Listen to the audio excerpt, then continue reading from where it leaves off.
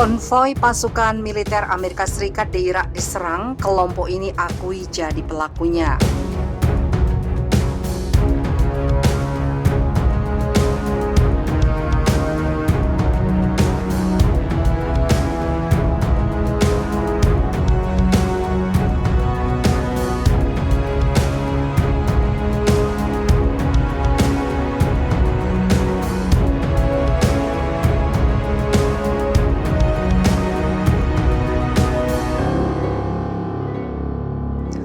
Konvoi pasukan militer Amerika Serikat di Waniyah, Irak mendapat serangan pada hari Minggu 14 Maret 2021 waktu setempat.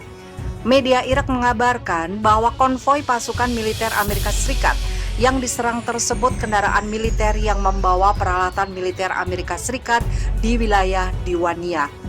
Kelompok perlawanan asal Irak, Ashab al-Kahf, mengaku menjadi dalang di balik serangan konvoi pasukan militer Amerika tersebut. Dikutip dari Pars Today, kelompok perlawanan Irak, Ashab al-Kahf, mengaku dalam sebuah video bahwa pihaknya yang menyerang konvoi pasukan militer Amerika tersebut. Diketahui dalam beberapa bulan terakhir, konvoi pasukan Amerika Serikat di Irak memang kerap mendapat serangan bom. Hal itu dikarenakan sebagian besar rakyat Irak menganggap bahwa pasukan militer Amerika Serikat di Irak merupakan kelompok penjajah. Dan sejak awal tahun 2020, pihak Irak sudah menyuarakan adanya penarikan pasukan militer Amerika Serikat dari Irak. Pejabat keamanan Amerika Serikat dan Israel was-was bahas ancaman Iran. Pejabat tinggi Amerika Serikat dan Israel di bidang keamanan menggelar pertemuan virtual pada Kamis 11 Maret 2021.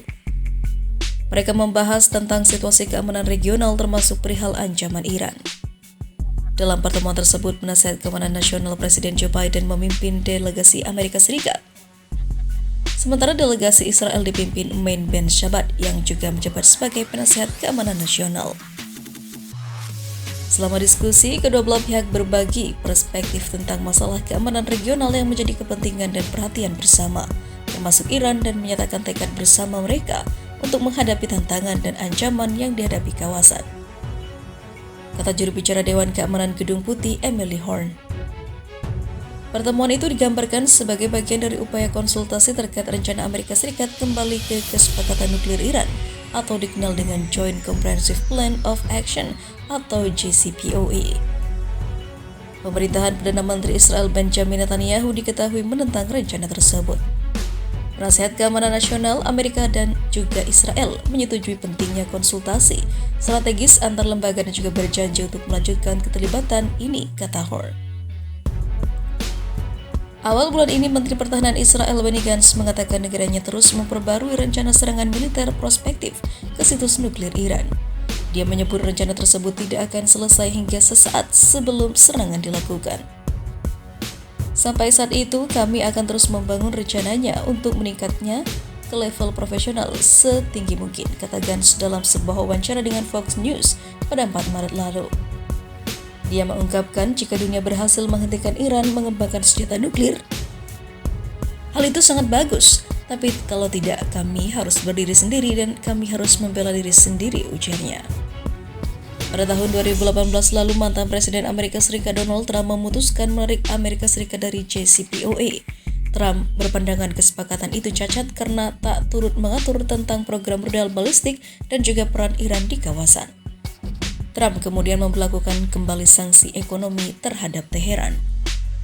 Sementara itu, kesulitan akhiri perang Afghanistan, Amerika Serikat memohon bantuan pada Turki. Menurut sebuah surat yang dibocorkan oleh Tolonews Afghanistan pada Minggu 7 Maret 2021, dalam upaya untuk mempercepat proses perdamaian yang terhenti, pertemuan antara perwakilan pemerintah Afghanistan dan Taliban akan diatur di Turki. Surat yang dikirim oleh Antony Blinken selaku Menteri Luar Negeri Amerika Serikat kepada Presiden Afghanistan Ashraf Ghani terungkap dalam bocoran surat tersebut. Tolonews melaporkan bahwa Amerika Serikat akan meminta pemerintah Turki untuk menjadi tuan rumah pertemuan tingkat tinggi kedua belah pihak dalam beberapa minggu mendatang untuk menyelesaikan perjanjian damai Afghanistan. Saya, Blinken, mendesak Anda, Ghani, atau pihak berwenang Anda yang ditunjuk untuk bergabung dengan perwakilan lain dari Republik Islam Afghanistan dalam pertemuan ini, tulis Tolo News. Menurut surat itu, Blinken mengatakan Washington juga bermaksud meminta PBB untuk memanggil Menteri Luar Negeri dan utusan dari Rusia, China, Pakistan, Iran, India, dan Amerika Serikat untuk membahas bagaimana mempromosikan perdamaian di Afghanistan. Saya yakin bahwa negara-negara ini memiliki kepentingan yang sama di Afghanistan yang stabil dan harus bekerja sama jika kita ingin berhasil, katanya dalam surat itu. Amerika Serikat juga menyerukan pendekatan yang lebih inklusif dan juga kredibel oleh pemerintah Afghanistan untuk negosiasi dengan Taliban tentang pemerintahan dan juga pembagian kekuasaan. Blinken dalam surat itu juga memperingatkan bahwa keamanan akan memburuk dan Taliban akan memperoleh keuntungan teritorial karena Amerika Serikat masih mempertimbangkan penarikan penuh pasukan pada 1 Mei. Saya menjelaskan ini kepada Anda agar Anda memahami urgensi nada bicara saya tentang kerja kolektif yang diuraikan dalam surat ini, ucapnya. Blinken menulis bahwa Amerika Serikat tengah mengerjakan rencana untuk mengurangi kekerasan selama 90 hari untuk mencegah Taliban melancarkan serangan musim semi. Di sisi lain, Taliban melanjutkan negosiasi tentang rencana ini dengan Zalmay Khalilzad pekan lalu ketika perantara perdamaian Amerika Serikat mendarat di ibu kota Qatar, Doha, sebagaimana dikutip pikiran rakyat.com dari Anadolu Agency. Kedua belah pihak, Amerika Serikat dan Taliban, menyatakan komitmen mereka terhadap perjanjian Doha dan membahas implementasi sepenuhnya. Demikian pula situasi Afghanistan saat ini dan kecepatan serta efektivitas negosiasi intra-Afghanistan dibahas, ujar juru bicara Taliban Muhammad Naim. Pada hari Minggu, perwakilan pemerintah Afghanistan dalam pembicaraan dengan Taliban di Doha, Nader Naderi, mengatakan pemerintah sedang mengevaluasi rencana perdamaian yang diajukan oleh utusan Amerika Serikat. Berbicara pada sebuah acara di Institut Afghanistan untuk Kajian Strategis di Kabul, ia mengatakan rencana itu adalah proposal untuk mengakhiri perang dan membawa perdamaian ke Afghanistan. Menurut Naderi, pemerintah sedang mengevaluasi rencana tersebut untuk melihat apakah itu membantu negara atau mengarah pada bencana jangka panjang lainnya.